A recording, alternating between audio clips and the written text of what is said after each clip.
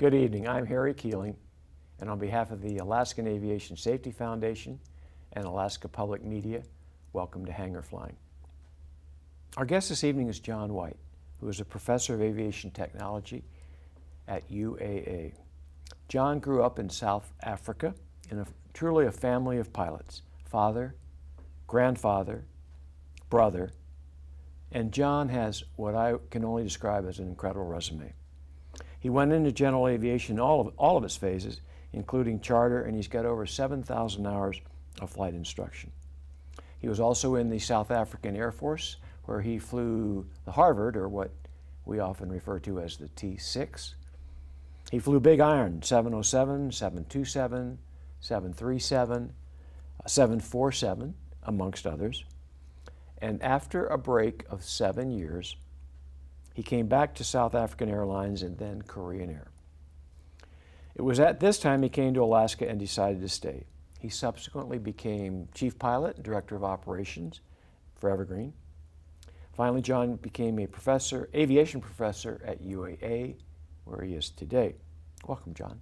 Thank you. John, what I glossed over was the 7-year hiatus. And this is truly an incredible story of incarceration for a trumped-up offense of politics, suffering, and remarkable courage and eventual release from an African prison. That should intrigue our visitors, but we're not going to start there. I want to talk about your aviation career as a whole and share with our audience some of that information. And then in a future program, next time, we'll get to the story of your incarceration. So let's go back to your days of flying with South Africa Air. One of the things I'd like you to talk about is an experiment, I guess it's an experiment or analysis of something you were involved in, talking about dual qualification. Can you share that with our audience? Absolutely. In South African Airways, I led a team where we studied dual qualification as a possibility. The dual qualification that we did was on the 747 Classic and the 737 Classic, which are all steam gauges, regular, not glass cockpit. And then we had another phase where we did 747 Classic and 747 glass cockpit, which is the digital cockpit. I did this for 2 years personally. I flew the 737 and the 747 for the 2 years, and I found it quite acceptable.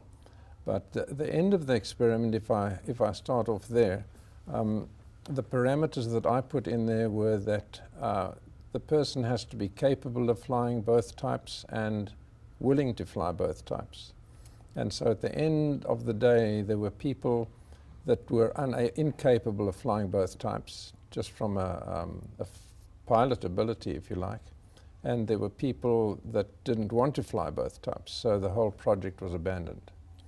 But it was certainly very interesting, and as I say, from my perspective, I flew 737s and 747s, and if there's a positive angle to it, I think complacency is a big thing in aviation. And I think by flying two types of aircraft like that, there's no possibility for complacency. When you find an airline captain who's been flying one type of aircraft for 5 or 10 years, he's definitely got a tendency to get complacent. He does the same thing every day, flies the same routes every day, and tends to go off checklist and get a little bit complacent. Whereas if you're flying two types, there's no possibility. You have to be on your toes. So John, we've got about a minute and a half left. I want to ask you a question. You've got extraordinary experience all over the world flying, and in Alaska flying, and teaching at UAA. Could you sum up in one word or one thought what one thing could Alaska pilots do that might make our aviation safety record better? I think what all pilots should do is they should channel their training through the university. I think we give one of the best training facilities in the country, maybe the world. And if there's one other thing I could add, I think each pilot should set his own limitations. And the combination of those two, you've got to get good pilots. Good.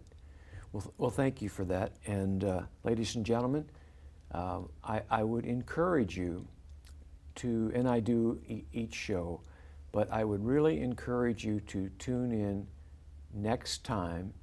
John's going to be back, and I think you already realize that he's a very experienced pilot with loads of information to share. But unless you've heard him speak before, I can tell you when he talks about a really extraordinary experience that he had that took 7 years of his life. He was in an African prison, and it's associated with aviation, but I'm going to let him tell the story. So tune in next time.